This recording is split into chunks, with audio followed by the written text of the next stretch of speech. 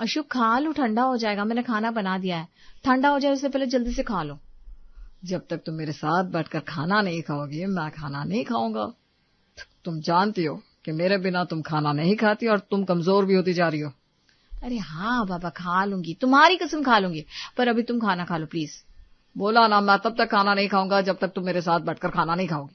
बल्कि आज तो मैं तुम्हें अपने हाथों से खाना खिलाऊंगा। आज तो मुझे बहुत प्यार आ रहा है अपनी पत्नी पर।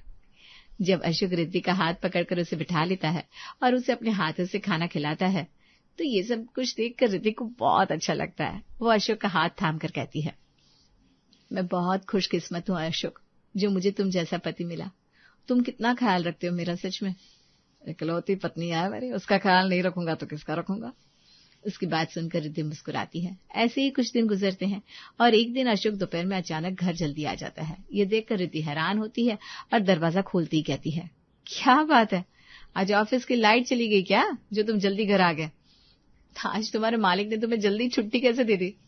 अरे बाबा, आज काम थोड़ा जल्दी खत्म हो गया था, सारे प्रोजेक्ट्स खत्म हो गए थे और अगले प्रोजेक्ट्स कल से शुरू होंगे, तो मैंने सोचा आज मैं अपनी खूबसूरत पत्नी को मूवी के लिए लेकर चलता हूँ। रिद्धि ये सुनने के बाद हंसते हुए कहती है, लेकिन मूवी जाने के लिए टिकट भी होनी चाहिए जनाब। मुझे पता है अभी तक तो आपने टिकट खरीदी नहीं होगी, फिर हाउसफुल होगा शो और मैं आपसे लड़ाई करूंगी।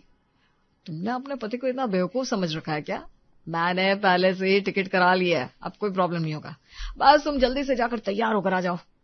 अशोक की बात सुनकर रिद्धि हंसने लगती है और तैयार होकर रिद्धि और अशोक साथ में मूवी देखने के लिए जाते हैं। रिद्धि और अशोक दोनों ही अपनी फैमिली से दूर अलग शहर में रहा करते थे, क्योंकि अशोक की पोस्टिंग भी वहां थी। ऐसे ही कुछ दिन गुजरते हैं और एक दिन अशोक जब घर आता है तो पूरे घर में मोमबत्तियां जल रही थी। ये देखकर अशोक हैरान हो जाता है।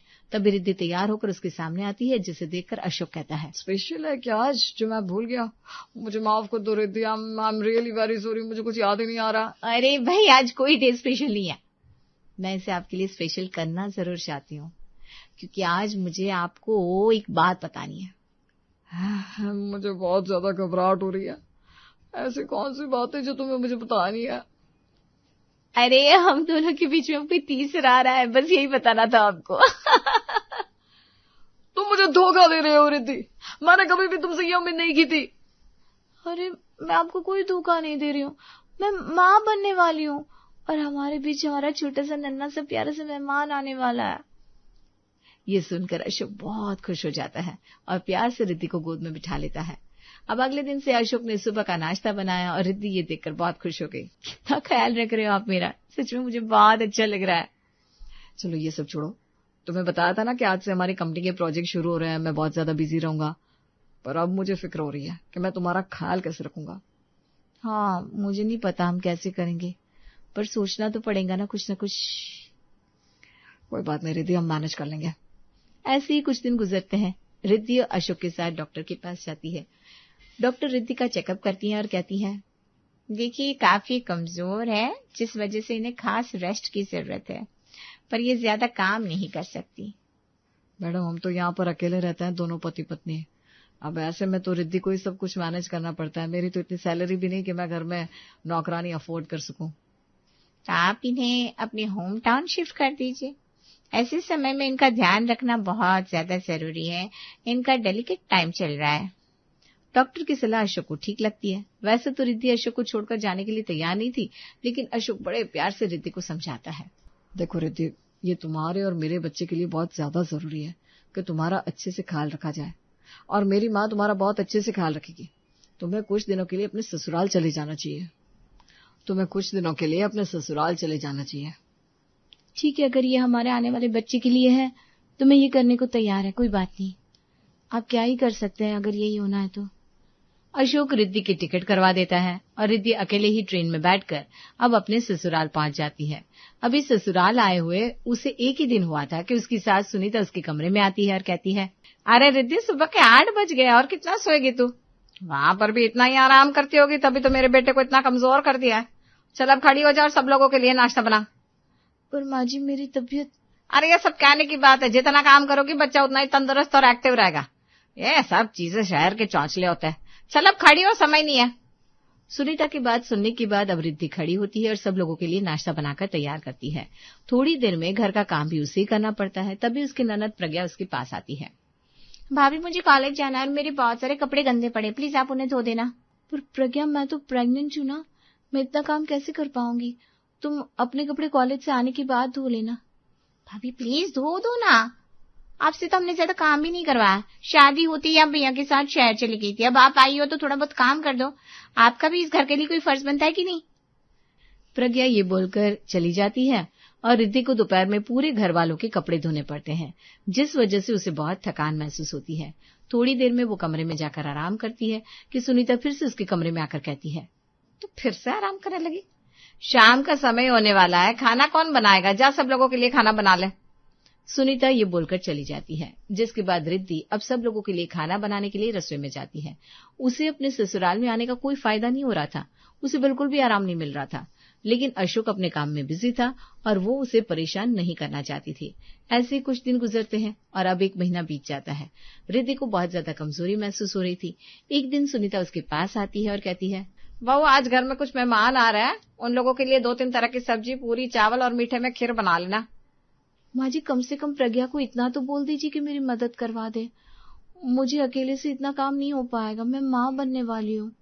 क्यों काम नहीं हो पाएगा भाई? हमने तो 3-3 बच्चों को जन्म दिया है। हमारे जमाने में तो आराम नाम की कोई चीज ही नहीं होती थी, हर समय काम करना होता था। लेकिन हमने कभी भी इतना नाटक नहीं किया। जितना काम करोगी बच्चा उतना ही तंदुरुस्त रहेगा। अब रिद्धि भी अपनी सास से ज्यादा बहस नहीं करती और रसोई में सभी मेहमानों के लिए फिर से खाना बनाने के लिए चली जाती है। अगर रिद्धि किसी को भी काम के लिए मना किया करती तो सभी उसे उल्टा सीधा सुनाने लगते, जिस वजह से रिद्धि चुप हो जाती और चुपचाप काम कर लेती। एक रात अशोक उसे कॉल करता है, पर उस समय रिद्धि बहुत सारे बर्तन मांज रही थी, इसलिए वो कॉल को उठा नहीं पाती। जैसे ही रिद्धि 11 बजे बर्तन मांज कर अपने कमरे में आती है, तभी वो अशोक को कॉल बैक करती है। तो अशोक कहता है, रिद्धि कहाँ थे तुम? मेरा फोन क्यों नहीं उठा रही थी? पता है मुझे कितनी चिंता हो रही थी तुम्हारी। क्या करूं, मैं यहाँ पर आराम करने के लिए आई थी, लेकिन मुझे यहाँ पर थोड़ा भी आराम नहीं मिलता। ये लोग तो ये सोच रहे हैं जैसे इन्हें मुफ्त की नौकरानी मिल गई है, मुझसे सारा काम करवाते। मैं बहुत ज्यादा थक जाती हूँ, लेकिन ना ही माँ जी मेरी मदद करती है, ना ही प्रज्ञा। अशोक को अब रिद्धि की बहुत चिंता होने लगती है। अगर ऐसी बात है रिद्धि, तो तुम अपना सारा सामान बांध लो और कल ही तुम अपने मायके चली जाओ। रही बात माँ की, तो मैं उन्हें समझा लूंगा। अब ऐसा ही होता है। अशोक कॉल कट करने के बाद तुरंत ही अपनी माँ को कॉल करता है और रिद्धि की सारी हालत बता देता है, जिसे सुनने के बाद सुनीता जवाब देती है, हाँ, अपने मायके चली जाए। मैंने कौन सा उसका हाथ पैर पकड़कर उसे रोका हुआ है। और वैसे भी बहू का पहला बच्चा तो मायके में ही होना चाहिए। वो अगर मायके जाएगी तो उसके लिए अच्छा ही है। ठीक है माँ, मैं रिद्धि को बोल देता हूँ, कल ही अपने भाई को बुलाकर मायके चली जाए। अब ऐसा ही होता है। अगले दिन रिद्धि अपनी माँ सुमन को कॉल करती है और फोन पर कहती है, माँ, मैं कुछ दिनों के लिए आपके घर रहने आ रही हूँ। यहाँ ससुराल में मुझे बिल्कुल भी आराम नहीं मिलता। सोच रही हूँ आपके घर थोड़े दिन रहूंगी तो मुझे आराम मिलेगा। अरे नहीं नहीं रिद्धि बेटा, तू यहाँ मत आ। यहाँ आकर क्या ही करेगी तू? मैं खुद तेरे भैया भाभी के टुकड़ों पर पल रही हूँ। ऐसे में तू यहाँ आ जाएगी तो तेरी भाभी मेरा और तेरा दोनों का जीना और भी मुश्किल कर देगी। माँ, ये आप कैसी बात कर रहे हो? इतने सालों के बाद अब मैं मायके आने की बात कर रही हूँ, उसमें भी आप मना कर रही हूँ। बात को समझ बेटा, अगर तेरे बाबूजी जिंदा होते तो मैं तुझे खुद बुला लेती, लेकिन अब तो ये घर मेरा नहीं है, तेरे भैया और भाभी का है। अगर तू चाहे तो यहाँ पर कुछ दिन के लिए रहने आ सकती है, लेकिन यहाँ पर ठहरना तेरे लिए मुश्किल होगा और शायद मेरे लिए भी। ये बोलकर सुमन कॉल कट कर देती है। रिद्धि खुद से कहती है, कोई बात नहीं, कम से कम कुछ दिन ही सही, लेकिन मायके जाकर रेस्ट करने को तो मिलेगा। उसके बाद मैं बस अपने ससुराल आ जाऊंगी, लेकिन कुछ दिन तो अपने मायके जाकर आराम कर लूं। रिद्धि अपने भाई अतुल को कॉल करके बुला लेती है और अतुल के साथ अपने मायके आ जाती है। 1-2 दिन तो सब कुछ अच्छा रहता है। रिद्धि की भाभी काजल उसका बहुत ख्याल भी रखती है, उसके लिए उसकी पसंद का खाना बनाती है, उसकी सेवा करती है। लेकिन एक दिन, भाभी मेरे दूध में थोड़ा केसर भी डाल देना, सुना है उससे बच्चा गोरा होता है। हाँ दीदी, अभी रसोई से आपके लिए दूध में केसर डाल के लाती हूँ। हाँ। काजल दूध का ग्लास लेकर वापस रसोई में आती है और उसमें केसर डालते हुए खुद से कहती है, जब से आई है तब से जाने का नाम ही नहीं ले रही। हाथ होती है किसी के घर रुकने की। अरे और कितनी सेवा करूंगी इसकी? पहले सारा दिन उस बुढ़िया की सेवा करती रहो, अब इसकी बहुत हो गया। अब इसको बताना ही पड़ेगा कि ये यहाँ पर मेहमान है, ताकि यहाँ से जल्दी से चली जाए। इस तरह से काजल बड़बड़ाती हुई दोबारा रिद्धि को दूध देती है। समय गुजरता है और ऐसे ही एक रात जब पूरा परिवार साथ में खाना खा रहा होता है, तब रिद्धि एक और रोटी उठाती है तो काजल उसे टोकती हुए कहती है, दीदी रात का समय है, इतना खाना नहीं खाते हैं वरना गैस बनेगी और फिर बच्चे को परेशानी होगी है। माना कि आप मायके की रोटी तोड़ रही हो, लेकिन थोड़ा सोच समझ कर खाया करो। रिद्धि को ये बात बुरी लगती है लेकिन वो कुछ नहीं कहती, रोटी को वापस रख देती है। ऐसे ही कुछ दिन गुजरते हैं और एक दिन जब रिद्धि काजल के पास रसोई में जाती है तो काजल कहती है, दीदी मैंने दूध उबाल कर रख दिया है, मैं अतुल के साथ मूवी देखने के लिए जा रही हूँ, आप खुद के लिए और माँ जी के लिए खाना बना लेना। इतना बोलकर काजल अतुल के साथ मूवी देखने के लिए चली जाती है और रिद्धि को ही पूरे घर का काम करना पड़ता है। काजल उसके लिए बहुत सारे गंदे बर्तन भी छोड़कर गई थी जिसे रिद्धि को ही साफ करना पड़ता है।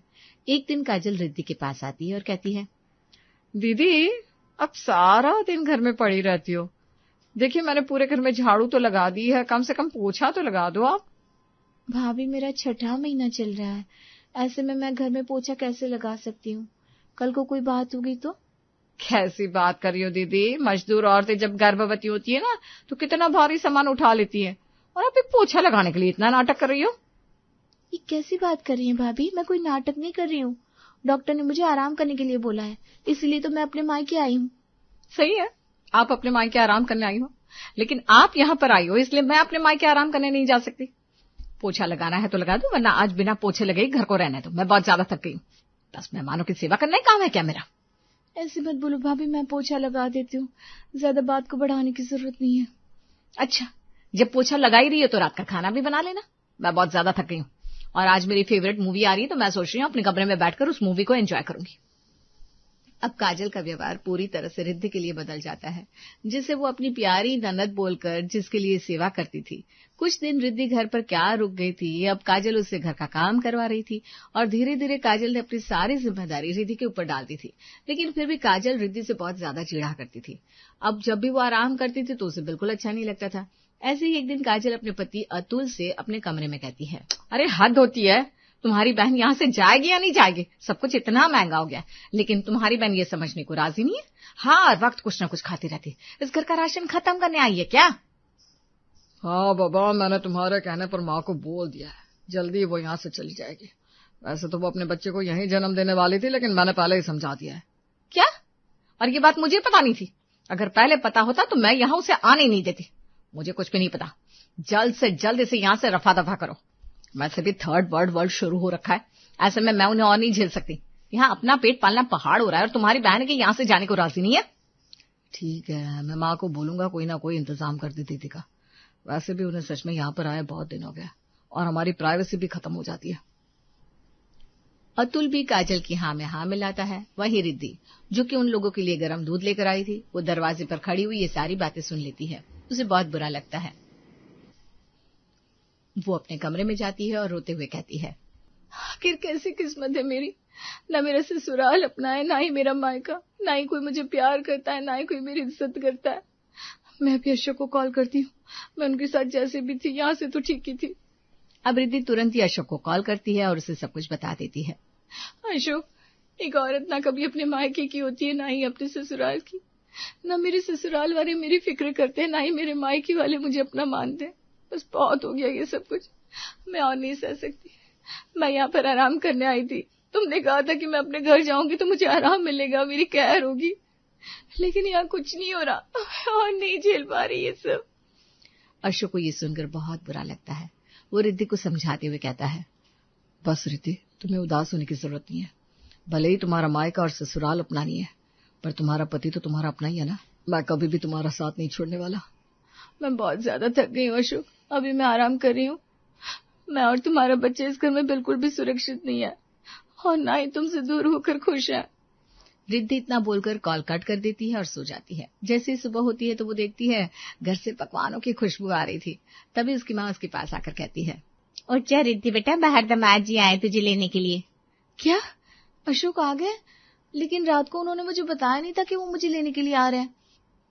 रिद्धि अब बहुत ज्यादा खुश हो जाती है और बाहर जाकर देखती है तो अशोक बैठा हुआ था। हम मुझे लेने के लिए आए, हमने मुझे बताया भी नहीं रात को। अरे कैसे नहीं आता, मैं अपनी पत्नी और अपने होने वाले बच्चे को दुखी कैसे देख सकता था, इसीलिए तो मैं तुम्हें लेने के लिए आ गया हूँ। अब जल्दी से अपना सामान बांधो, चलो, मैं तुम्हारी जिम्मेदारी खुद संभालूंगा। अब मुझे किसी पर भरोसा नहीं है, क्योंकि तुमने सही कहा था, एक औरत का ना ही मायका अपना होता है ना ही ससुराल।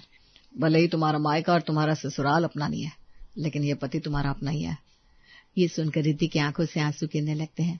वो अशोक को अपने गले से लगा लेती है और कहती है, आप बहुत अच्छे हैं अशोक, मैं सच में बहुत किस्मत वाली हूँ कि मुझे आप जैसा पति मिला है। मैं किसी भी तरह आपके साथ एडजस्ट कर लूंगी, लेकिन आपसे दूर नहीं रह सकती। अशोक भी रिद्धि को अपने गले से लगा लेता है, जिसके बाद वो तुरंत ही उसे लेकर वापस अपने शहर आ जाता है। जिसके बाद वो रिद्धि के लिए सस्ती सी पार्ट टाइम एक नौकरानी रख देता है, जिससे अब रिद्धि को भी थोड़ा सपोर्ट मिल जाया करता। वहीं रिद्धि के मायके और ससुराल वालों को अपनी गलतियों का एहसास होता है, लेकिन रिद्धि ऐसे समय में उसके साथ ऐसा व्यवहार करने की वजह से दोनों को कभी माफ नहीं करती।